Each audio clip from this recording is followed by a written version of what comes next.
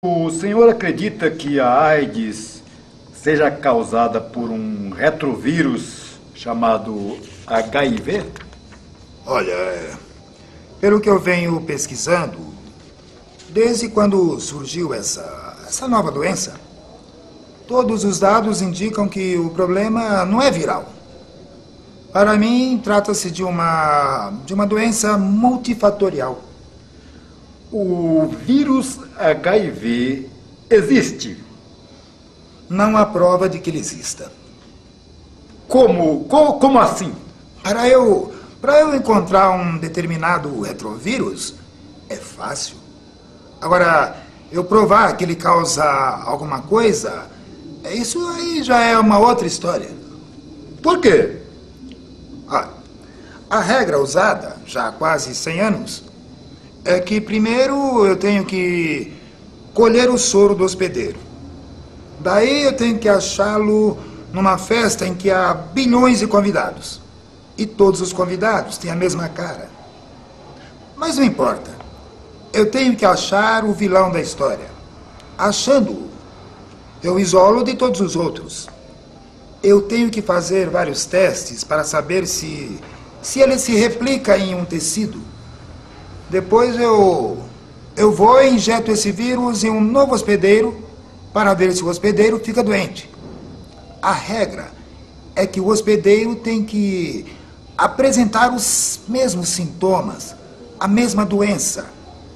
Se por acaso acontecer alguma coisa diferente, então significa que a doença não é causada por esse determinado vírus. E foi feito isso com o HIV? Não foi feito. O senhor acha que o HIV não existe? Se existe ou não importa, porque ele nunca foi provado cientificamente. Nunca foi provado que o vírus causa todas essas doenças relacionadas à AIDS. Pelo que eu entendi, os testes de diagnóstico para o vírus HIV não existem. Perfeito. Todos os testes de HIV têm falhas graves. Os testes de carga viral que acham bilhões de vírus usando PCR e também os exames de células CD4, CD8 estão completamente errados? O exame de PCR é fantasioso. Simplesmente porque quando se faz um teste tradicional no sangue do paciente, com AIDS ou não, se encontra nada do vírus HIV. Só que quando você pega o mesmo sangue e leva-o ao PCR, a mágica de repente aparece. Bilhões de RNAs que eles dizem ser do HIV, a lógica é pensar. Se no sangue tem bilhões de vírus, era para aparecer facilmente no exame tradicional. Mas não é o caso aqui. Por que no teste de PCR aparece essa quantidade enorme de vírus? Simples. O exame de PCR não é feito com vírus HIV isolado. Assim como outros testes de HIV, o PCR conta RNAs de vírus. E ele não examina especificamente o vírus do HIV, mas sim tudo o que estiver no sangue. Como eu vou achar um vírus, sendo que eu não sei qual é, porque eu não isolei o vírus que eu estava procurando? Sinais de TR e a proteína P24 não são exclusivos do HIV, porque todos os retrovírus também têm. Quer dizer, trata-se de qualquer retrovírus, aquilo que o PCR encontra.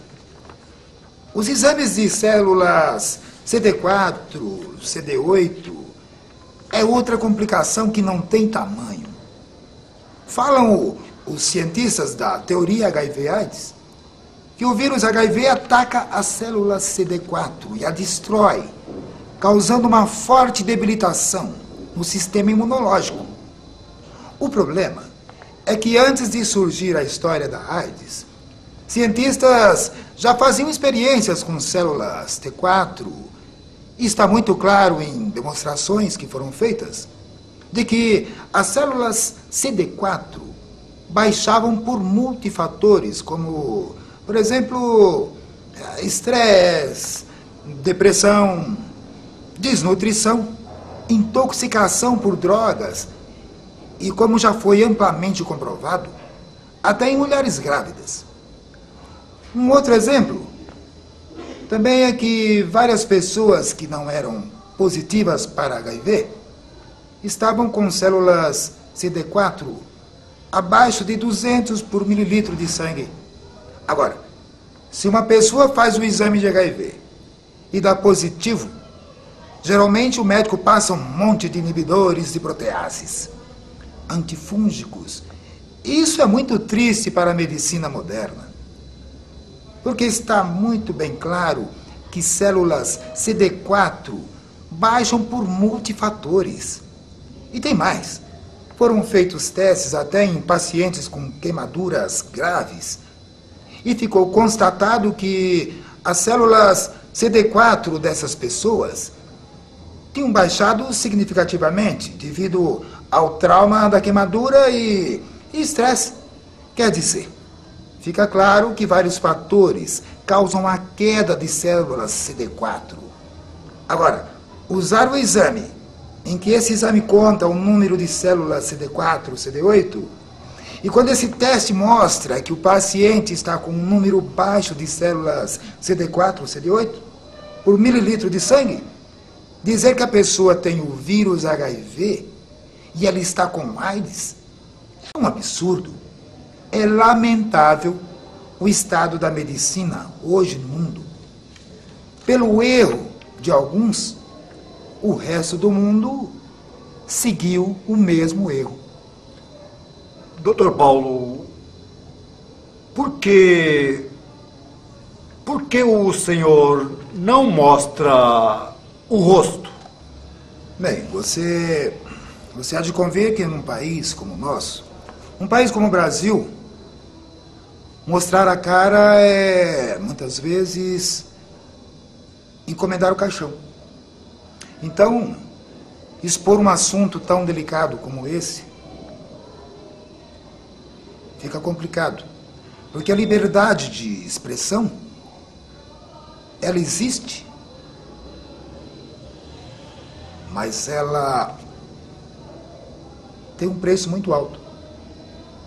Então, para não correr riscos, para que minha família também não possa correr riscos, me dou o direito de preservar a minha imagem.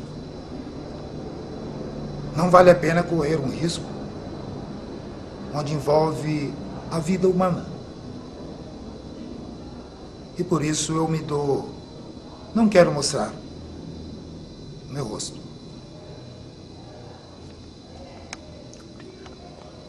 Muito obrigado, Dr. Paulo. Pode que.